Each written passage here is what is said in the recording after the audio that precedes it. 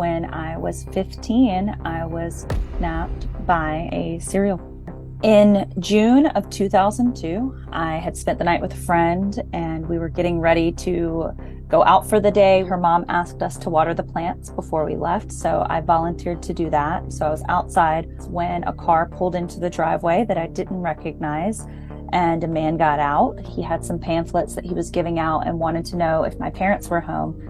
I told him it was my friend's house, but her mom wasn't home. He said, okay, I'll just give these to you. And at the same time that he was handing them to me with one hand, he put a gun to the side of my neck with his other hand, and he said, you're going to come with me.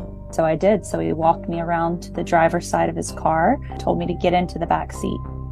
When I looked into the back seat, I saw a large plastic storage container, and he said, get in the container. Pretty much immediately from the time the pressed to the side of my neck, I knew that I was going to have to escape this person in some way, shape, or form, and this supernatural calm came over me. He eventually pulled over, picked up the container with me in it, and carried it a short way into his apartment.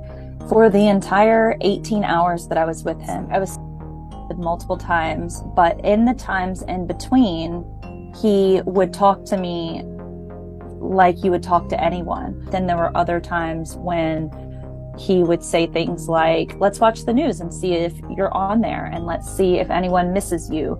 He told me that when he was, quote, done with me, he was going to let me go somewhere where I wouldn't know where I was, and it was my choice if I wanted to go to law enforcement and always be known as the girl who was raped. For the most part, I wasn't restrained the entire time I was there. I was moving around, but I was very much under his control.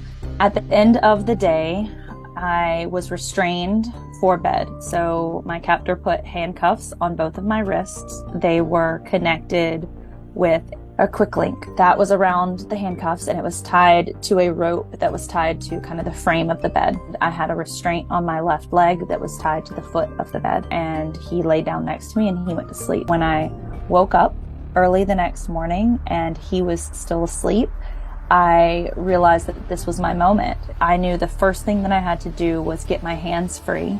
So I tried to use my hands to kind of reach the screw and unscrew the quick link, and I wasn't able to do that. So I had to actually use my teeth. I was able to lift the handcuffs out of the quick link. Then I had to slide my hands down to my leg and disconnect the leg restraint there from the bed. I slid out of the bed, went to the door, which was more or less barricaded with just things. It's a fairly small apartment. He's essentially on the other side of the wall from the front door. Eventually, I'm able to move the things out of the way, unlock the door, and I just threw it open and I ran.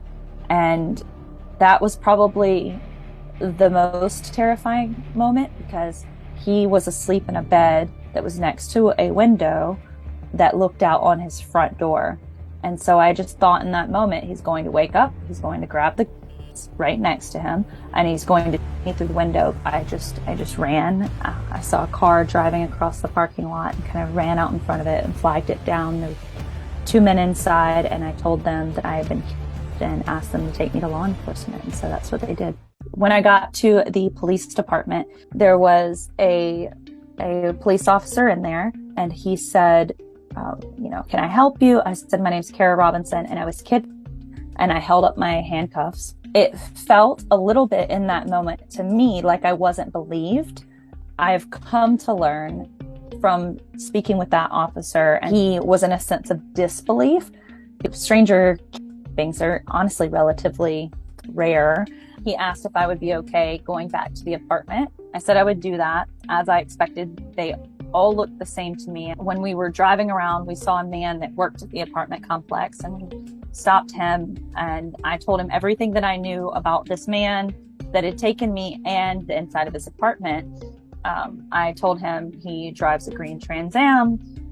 This is what he looks like. He's, in his late 30s, maybe 5'10", around 200 pounds.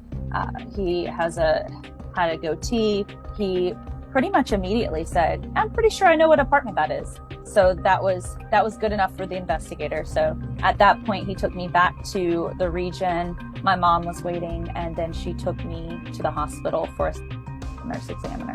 So when I was actually waiting, law enforcement brought in a photo lineup. I immediately recognized my captor, but when they responded to his apartment, he was obviously gone. He was on the run more or less for about 2.5 days. Law enforcement thought that they had a really good lead. His sister told them that he was supposed to be meeting him, and so they set up an operation. Unfortunately, he noticed something was off. He drove off, and there was a short police chase.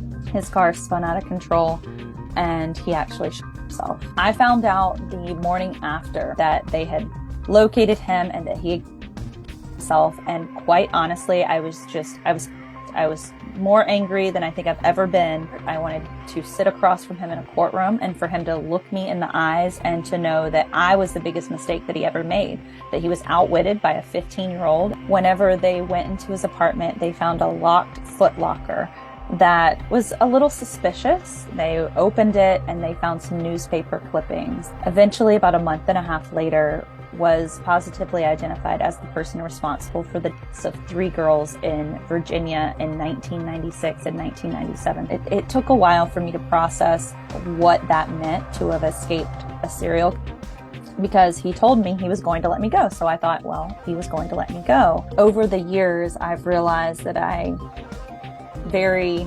probably would have been another victim of this person. There are probably other cases that he committed that we just don't know about yet. It's really only the last 5 years where I have begun to heal and begun to realize what it means to be a survivor and how you can be impacted, how you can be vulnerable, how you can be authentic, but you can also be strong and brave.